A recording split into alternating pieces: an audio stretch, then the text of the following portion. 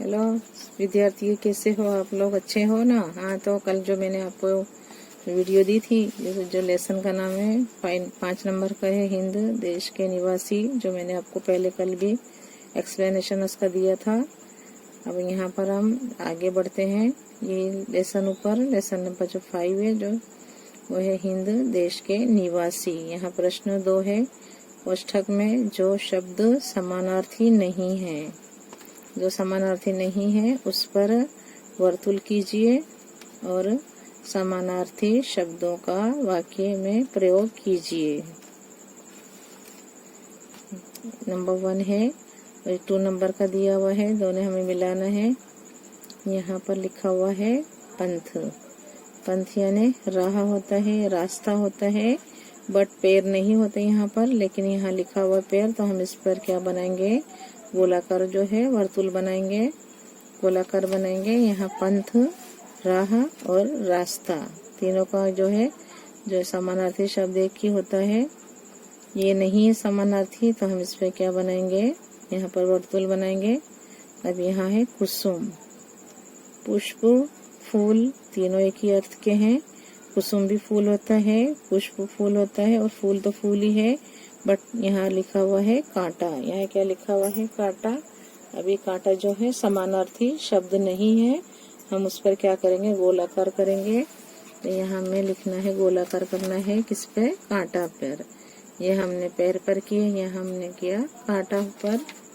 3 number पर देखिए, यहाँ लिखा हुआ है अनूठा, निराला और अनोखा।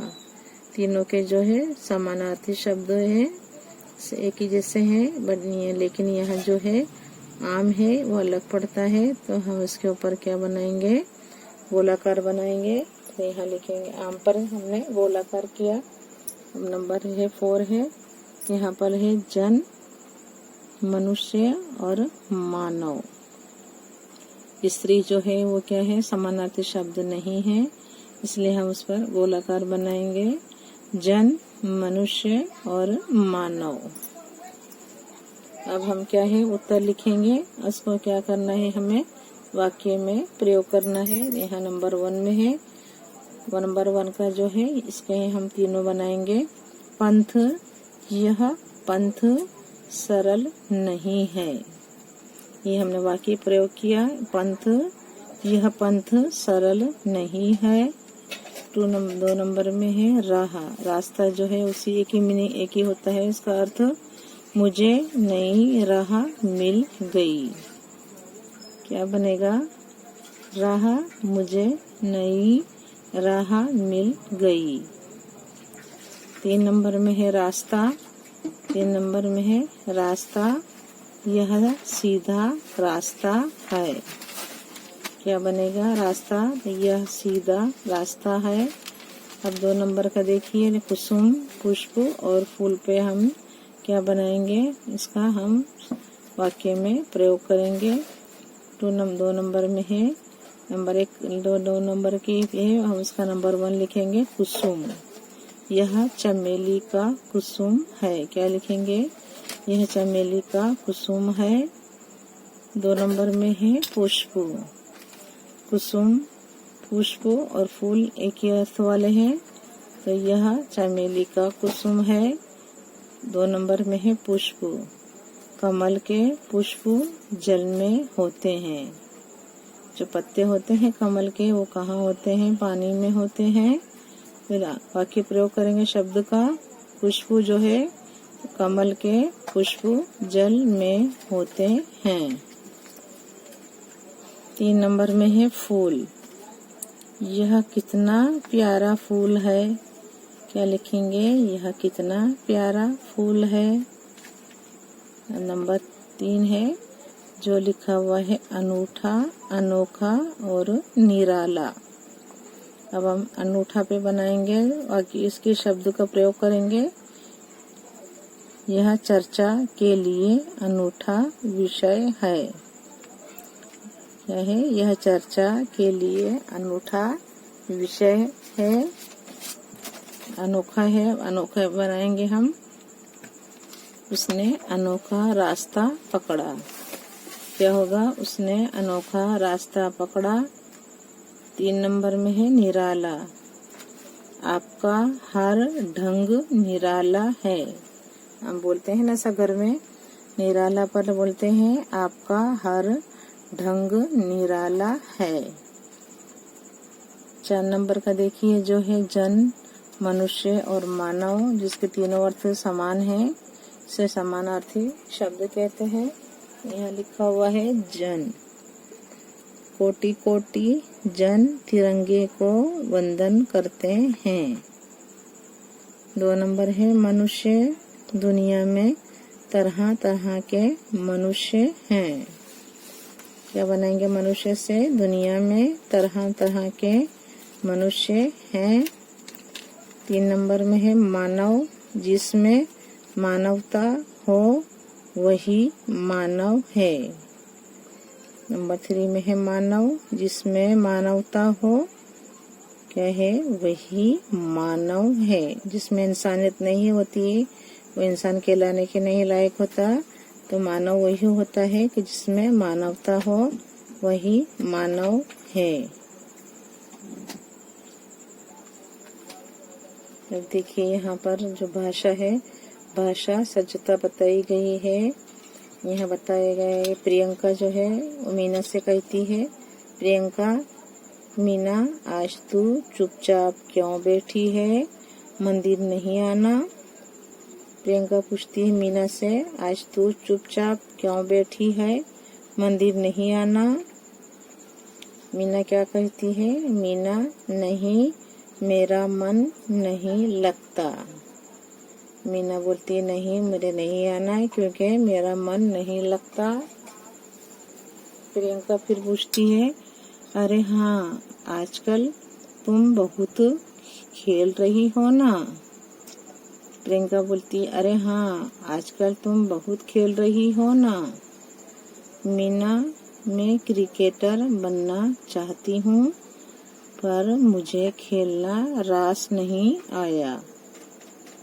मीना कहती है, मैं क्रिकेटर बनना चाहती हूँ, पर मुझे खेलना रास नहीं आया। प्रियंका बोलती, क्यों? मीना बोलती है, मीना ने क्या कहा? मीना ने कहा, कल मैं मोहल्ले में खेल रही थी, तब गेंद ने सीमा मौसी के घर की खिड़की का कांच तोड़ दिया। उन्होंने माँ से शिकायत कर दी।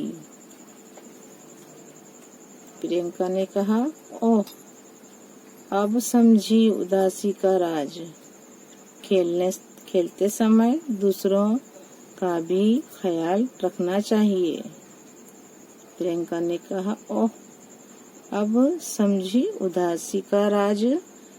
हमें क्या करना चाहिए? खेलते समय दूसरों का भी ख्याल रखना चाहिए। मीना ने कहा, आपकी बात बिल्कुल सच्ची है, अब मैं ध्यान रखूंगी। देखिए हम भी खेलते हैं तो क्या है, हमारी गेंद देखते हैं, जोर जोर से हम मारते हैं उसको, कहीं भी जाए, किसी भी लग जाए, तो हमें ऐसा खेल नहीं खेलना चाहिए जिससे दूसरों को नुकसान हो। किसी की कांच टूट जाते हैं, जो बारी होती है वो टूट जाती, कांच की होती है। तो हमें खेल में क्या है, इसे ध्यान से खेलना चाहिए कि हमारे खेल से किसी को कोई तकलीफ का सामना ना करना पड़े। इसी तरह मीना ने क्या कहा कि आपकी बात बिल्कुल सच्ची है, अब मैं ध्यान रखूंगी। तो हमें भी क्या है, खेलते समय दूसरों का भी ध्यान रखना चाहिए कि हमारे खेल से किसी को कोई हानि ना पहुंचे। इसमें है, अब आप बताइए, प्रश्न है कि उपयुक्त जो है, उपयुक्त संवाद में से व्यक्तिवाचक संज्ञाएं, हमें क्या लिखना है? व्यक्तिवाचक संज्ञाएं छांट कर लिखिए। देखिए व्यक्तिवाचक में एक तो प्रियंका है, 2 नंबर में मीना है, 3 नंबर में है सीमा मौसी, जो इनका कांच की बारी टूट गई थी है सीमा, ये नाम है। ऊपर जो संवाद में है वो क्या है, हमें व्यक्तिवाचक संज्ञा छांट कर लिखना है। यहाँ उत्तर लिखेंगे। 1 नंबर में देखिए प्रियंका, 2 नंबर में है मीना, और 3 नंबर में है, 3 नंबर में है सीमा। प्रश्न 2 है, प्रश्न 2, इन व्यक्तिवाचक संज्ञा शब्दों के लिए जिन शब्दों का प्रयोग किया गया है उनकी सूची बनाइए। क्या बनाइए? उनकी सूची बनाइए। जैसे कि 1 में है प्रियंका के लिए, 2 नंबर में है मीना के लिए, 3 नंबर में है सीमा मौसी के लिए। अब उत्तर लिखेंगे हम कि प्रियंका के लिए हम क्या यूज करेंगे? आप। जो हमसे बड़े होते हैं उनके क्या है उनका आदर सम्मान करना चाहिए हमें, उनके लिए लिखेंगे आप। 2 नंबर में है मीना के लिए तू, मीना छोटी है उनसे तो तू, तुम, और हम क्या यूज कर सकते हैं? मैं और मुझे। 3 नंबर में है सीमा मौसी के लिए तो उन्होंने, क्या इसमें दिया गया है? उन्होंने। तो प्रियंका के लिए यूज किया गया है आप। मीना के लिए तू, तू है तुम, मेरा, मैं, मुझे। और 3 नंबर में है सीमा मौसी के लिए क्या यूज किया गया है? उन्होंने। क्या यूज किया गया है? उन्होंने।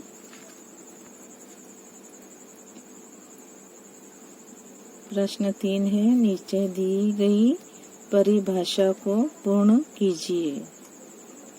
जो शब्द खाली जगह के स्थान पर प्रयुक्त होते हैं उन्हें सर्वनाम कहते हैं।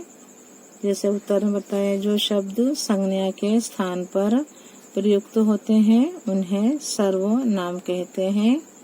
ये बताया गया है कि जो शब्द होते हैं संज्ञा के स्थान पर क्या है प्रयुक्त होते हैं उन्हें सर्वनाम कहते हैं। प्रश्न 4, वाक्यों को पढ़िए और बोलने वाले, सुनने वाले और अन्य व्यक्ति को सूचित करने वाले जिन सर्वनाम शब्दों का प्रयोग किया गया है उन्हें अलग छांटकर लिखिए। देखिए यहाँ लिखा है, मुझे बल्लेबाजी में मजा आता है, तो ये होगा मुझे। यह है नंबर 1 में है मुझे बल्लेबाजी में मजा आता है, तो लिखेंगे मुझे। 2 नंबर में है हम मैच जीत गए, तो यहाँ क्या है? यहाँ लिखेंगे हम है तो यहाँ बनेगा ये हम क्या है? सर्वनाम।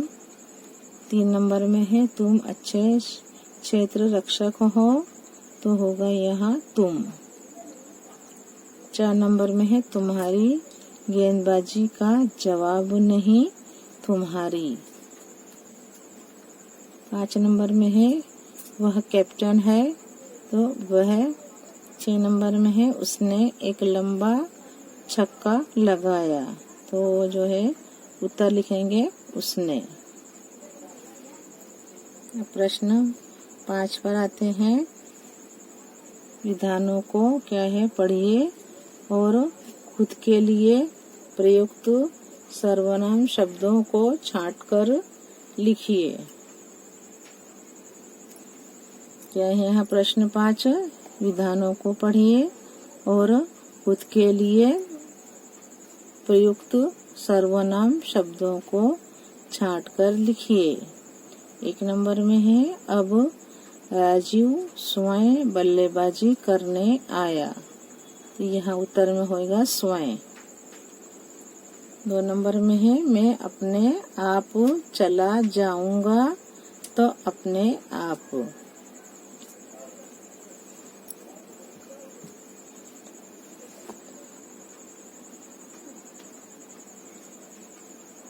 अब हम आते हैं विशेष जो प्रश्न उत्तर है उस पर आएंगे हम, उस पर क्वेश्चन उसमें से प्रश्न उत्तर लिखेंगे।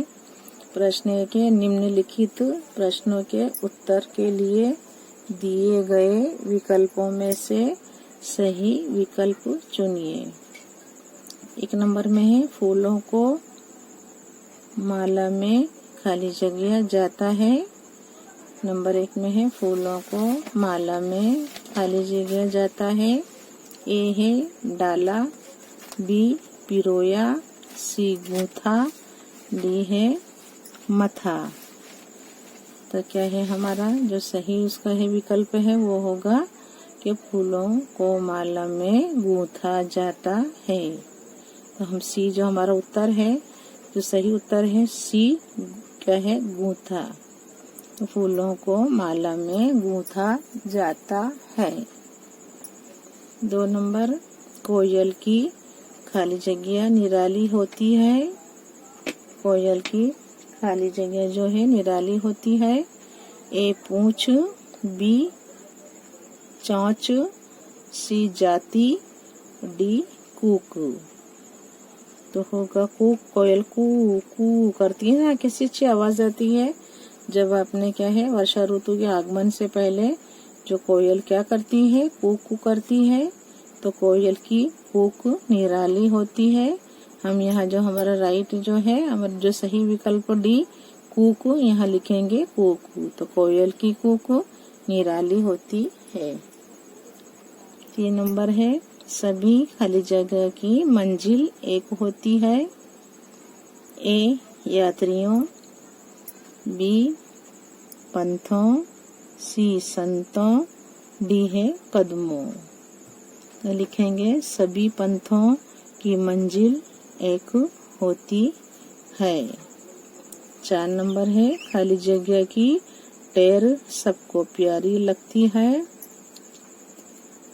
खाली जगह की टेर सबको प्यारी लगती है। तो यहाँ लिखा हुआ है ए पपी है, बी में है तोता, सी बुलबुल, डी है सारस। तो हम यहाँ लिखेंगे पपीहे की टेर सबको प्यारी लगती है। प्रश्न 2 है, कोष्टक में से उचित शब्द चुनकर रिक्त स्थानों की पूर्ति कीजिए। अब यहाँ पर कोष्टक में दिया गया है सार, मंजिल, तराना, माला, निवासी। सार, मंजिल, तराना, माला, निवासी। 1 नंबर में है हिंद देश के खाली जगह सभी जन एक हैं। तो हम यहाँ से लिखेंगे निवासी। हिंद देश के निवासी सभी जन एक हैं।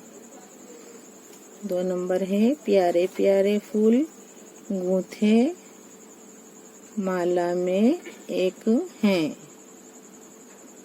2 नंबर में है प्यारे प्यारे फूल गूंथे माला में एक हैं। फूल अलग अलग होते हैं लेकिन एक माला में गुंथ जाते हैं।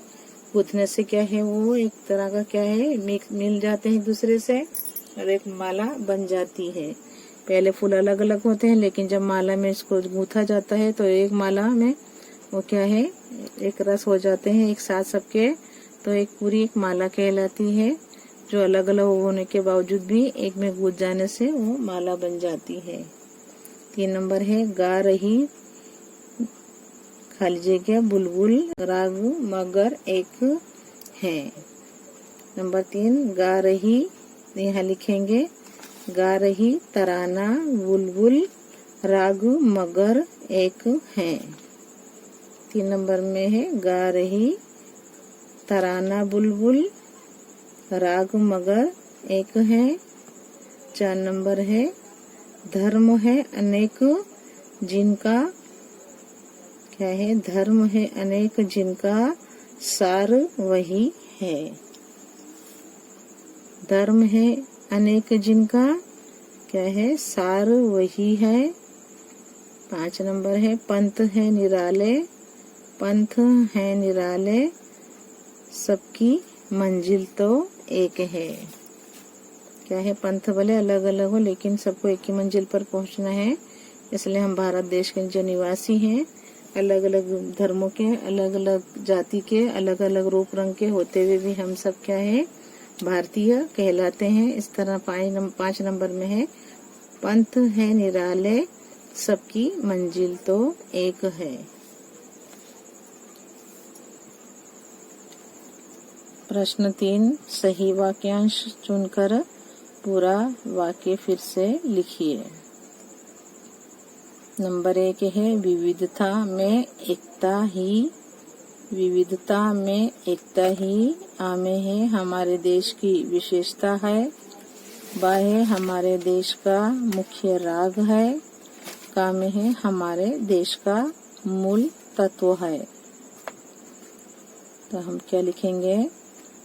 विविधता में एकता ही हमारे देश की विशेषता है। खासियत क्या है?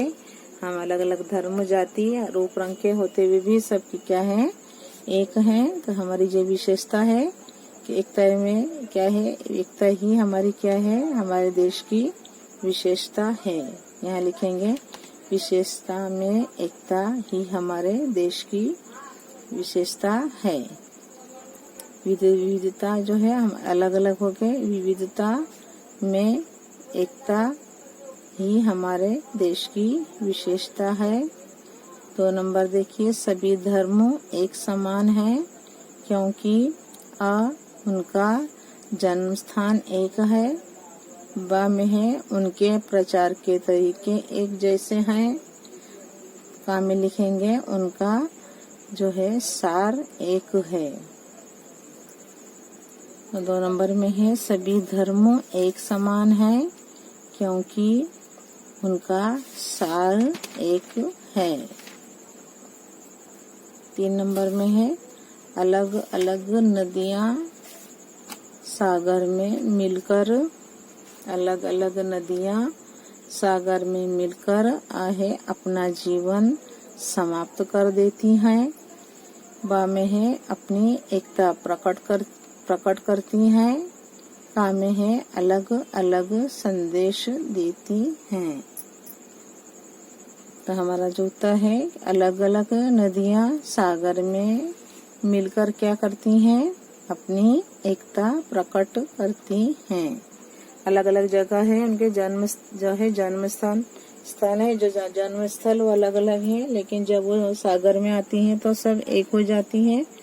तो अलग अलग नदियां सागर में मिलकर क्या हो जाती हैं? अपनी एकता प्रकट करती हैं।